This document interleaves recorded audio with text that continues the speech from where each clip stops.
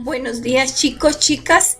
Esta presentación es para aclarar lo que ustedes tienen que trabajar en estas clases asincrónicas, porque esta semana no vamos a tener clases sincrónicas. Y esta grabación que la hago es para que me comprendan mejor el tema que vamos a tratar estos días. Y comenzamos con el tema de la materia. En eso estamos, y aquí en el fondo de mi pizarrón también estamos todavía con ese tema, porque es una nivelación. Estamos haciendo la nivelación sobre este tema. Muy bien, vamos a empezar con un problemita que nos vamos a plantear. ¿Cuál es ese problema? Pensar que cuáles son las características que hacen diferentes a unos objetos de otros. ¿Por qué es diferente los lentes? ¿Por qué es diferente la lana? ¿Por qué todos los objetos que son materia son diferentes? Y pueden estar en estado sólido, líquido y gaseoso. Porque esa es nuestra pregunta y la vamos a resolver en el transcurso de la presentación de estas diapositivas y de que yo les explique. Pero antes que nada, que quiero que quede claro el concepto de química. Este concepto de química debe ser ya universal para nuestros cursos de primeros. Y la definición quedaría así: es una ciencia natural que estudia la composición, estructura y propiedades de la materia, sus cambios y transformaciones durante las reacciones químicas, en las cuales se produce energía. En toda reacción química hay energía. Entonces queda claro el concepto de química. ¿Qué es materia? Materia ya lo dijimos la clase anterior y también en el experimento. Decíamos que es todo aquello que ocupa un lugar en el espacio, tiene peso, masa y volumen. La materia presenta diferente estructura física o estado de agregación, dependiendo del grado de atracción y repulsión de sus moléculas, porque las moléculas están unas atrayéndose y otras están en estado de repulsión. Todas las sustancias pueden existir en tres estados: en estado sólido, líquido y gaseoso. En estado sólido, ¿cómo están esas moléculas? En estado gaseoso, las moléculas tienen la fuerza de cohesión con mayor grado, es muy alto, y la fuerza de repulsión es muy baja. Y esto ocasiona que haya espacios intermoleculares entre una molécula y otra, pero muy pequeños. Si ustedes miran en el dibujo, hay espacios muy pequeñitos. Y esos espacios se los llama espacios intermoleculares. En el estado sólido no hay muchos espacios. Vean, muy poquitos, pero sí hay mucha fuerza de cohesión. ¿Sí? Cohesión, que se chocan, ¿ya? Y no hay donde salgan, no hay repulsión. ¿Ok? En el estado líquido, ¿qué pasa con esas fuerzas y con esos espacios? Las moléculas que la constituyen presentan una cohesión menor. Aquí hay menos cohesión, pero hay mayor repulsión. Se repelen unas de otras y los espacios que vemos entre moléculas son mayores. Entonces, a diferencia del sólido, que los espacios intermoleculares eran menores, aquí son un poco mayores. En el estado gaseoso, sus partículas poseen una gran cantidad de energía cinética. ¿Por qué se da esa energía cinética? Porque aumenta la fuerza de repulsión. ¿Qué es energía cinética? Es energía de movimiento. Aquí las moléculas se mueven con mayor facilidad. Hay mayor fuerza de repulsión hacia afuera y menos fuerza de cohesión, que se choquen. Hay mayor cantidad de espacios intermoleculares. La materia presenta volumen y forma variable debido a la presión y a la temperatura. En el caso del estado gaseoso, influyen mucho estos dos factores: presión y temperatura. Los estados de la materia más comunes son sólido, líquido y gaseoso. Siempre hemos escuchado eso, pero también existen dos estados de la materia que no son tan usados, pero que debemos conocerlos. Es el estado en estado plasma y el condensado de Bose-Einstein. ¿En qué consiste? El plasma es un estado de la materia que se presenta a altas temperaturas.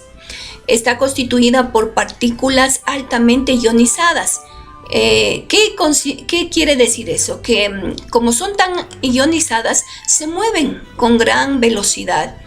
Y cuando se calienta el gas a altas temperaturas, se pierden los electrones. Y al perderse los electrones se convierten en iones, por eso se le dice que es altamente ionizable. Y esto se ve más, este tipo de estado de la materia, del plasma, se ve en el Sol. El otro tipo, o el otro estado de la materia, es el condensado de Bose-Einstein. Este, en cambio, es lo contrario del plasma. Este se presenta en temperaturas muy bajas, bajo los 273 grados Celsius.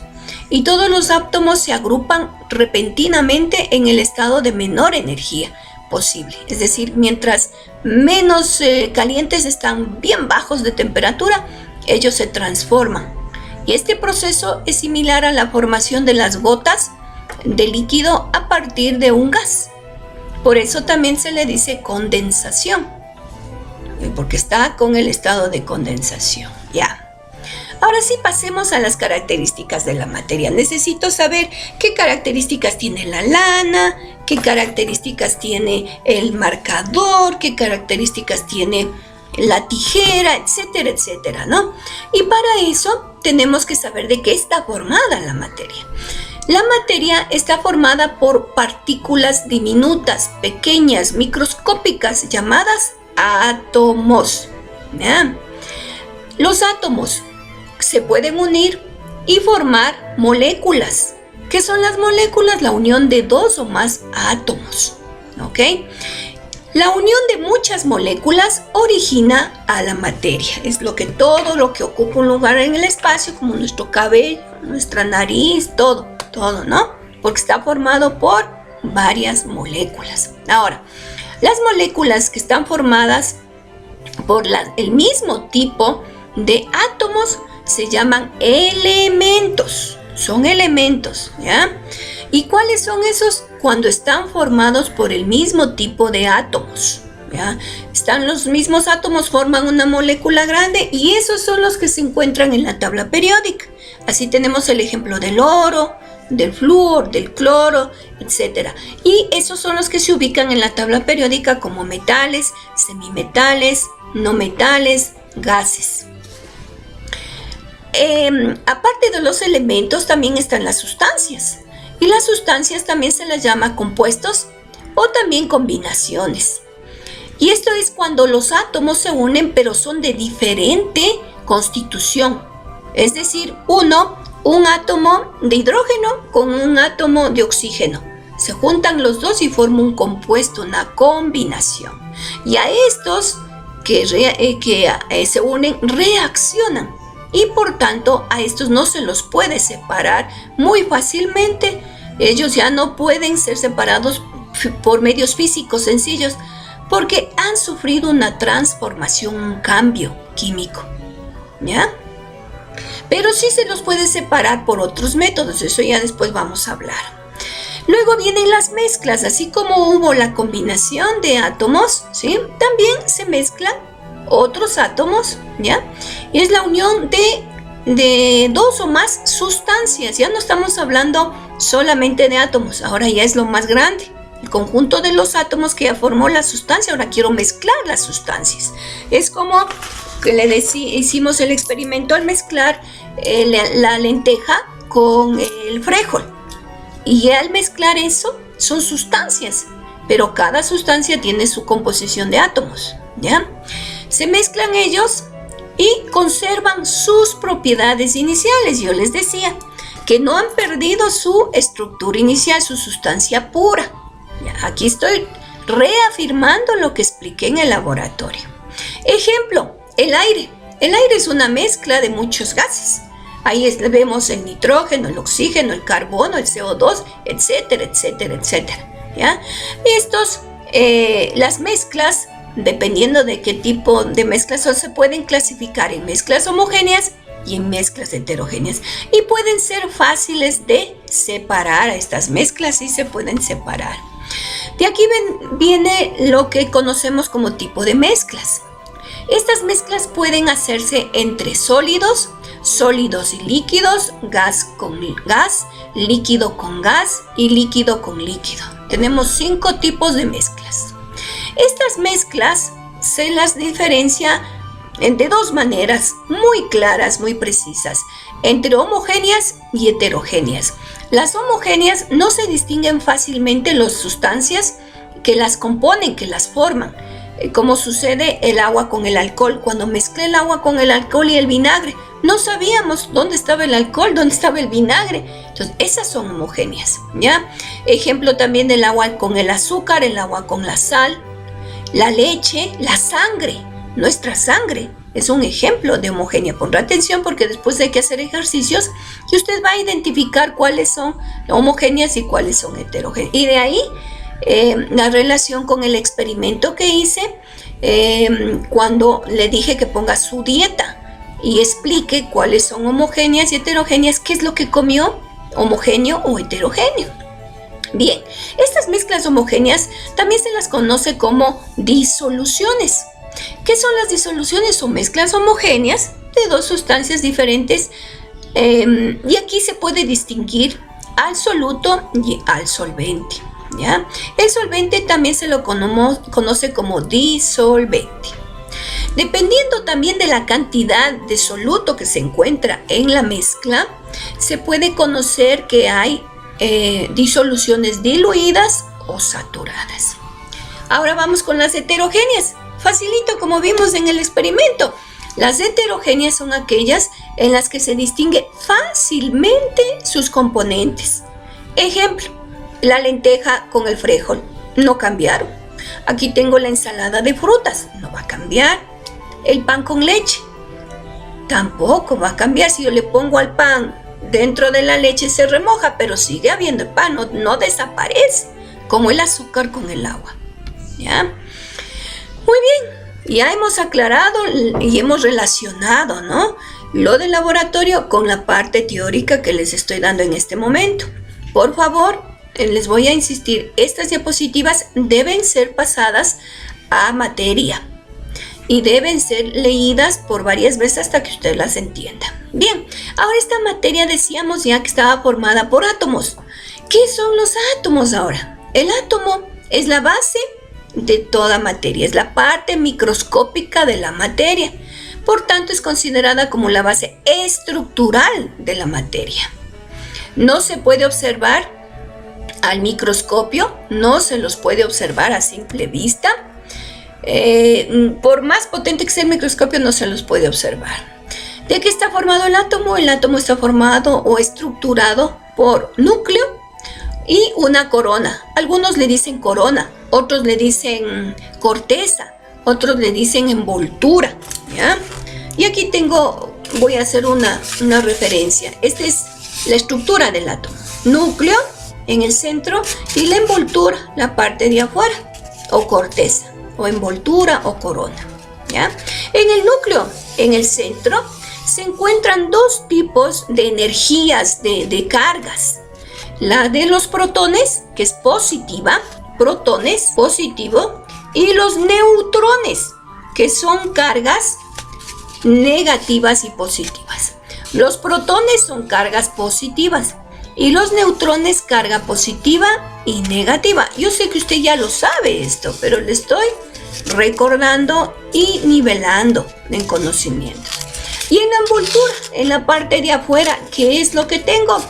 En la parte de afuera tengo los electrones, que son carga eléctrica negativa, ¿ya? Son carga eléctrica negativa. Aquí salta una actividad rapidita. Usted va a hacer la lectura de esta historia, porque una vez que ya sabemos de que la materia está formada por átomos, es necesario identificar cómo está, qué estructura tiene el marcador, qué átomos tiene ahí, qué peso, qué masa, etc. Y para eso necesitamos hacer una actividad, un laboratorio. Y antes de eso, vamos a conocer este importante descubrimiento de Aristóteles. Es una lecturita, es una historia del rey Hierón. van a leerla y van a contestar las preguntas de ahí. Y les va a agradar porque es interesante saber, como en ese tiempo no sabían cómo pesar las cosas, ahí es lo que eureka significa descubrí, gritaba Aristóteles, porque el rey Hierón le solicitó que le averigüe si le estaban estafando o no, cuando él el rey envió a hacer una corona con mucho oro, pero él se dio cuenta que le estaban engañando y que no habían puesto todo el oro que les habían dado para construir la corona. Ahí se van a enterar, ¿sí? La vamos a leer. Eso va a estar subido a Classroom también la historia para que usted la lea, ¿ok? Y luego de eso va a hacer usted un laboratorio. El laboratorio 2, muy sencillito, muy facilito. Para esto usted también puede acudir al YouTube, puede acudir al Google y pone elaboración de una balanza manual o balanza con reciclaje. Y ahí está detallado el procedimiento, los materiales. Los materiales son un armador viejito que tenga, lana, regla, necesitamos regla, tijera, platos desechables. En este caso tengo estos dos platitos, pero usted si tiene cajitas de plástico o las tarrinitas que lleva comida también lo puede usar. Y monedas de 1 centavo, con esto va a pesar, ¿no? 25, de 10, de 5 y de 50 centavos. Y con esto va a pesar los objetos que le voy a solicitar. También necesitamos una regla, ¿ya? Entonces, ¿qué va a hacer? Va a pesar el cuaderno, puede ser grande, pequeño, lo que usted quiera. Una pelota pequeña, una media, un zapato, una vincha de cabello. Yo le pongo estos materiales, pero usted puede coger el lápiz, el borrador, la pintura, lo que usted quiera, lo que tenga al alcance, ¿sí?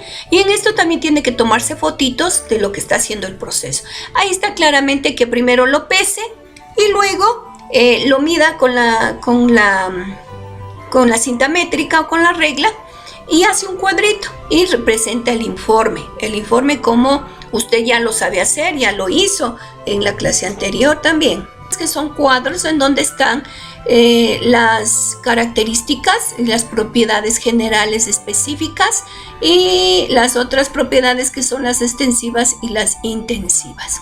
Eso es todo, chicos, muchas gracias. Espero que esta pequeña explicación les haya servido para que entiendan lo que tienen que hacer. Todo esto va a estar subido, este video, a YouTube para que usted revise y pueda hacer la tarea.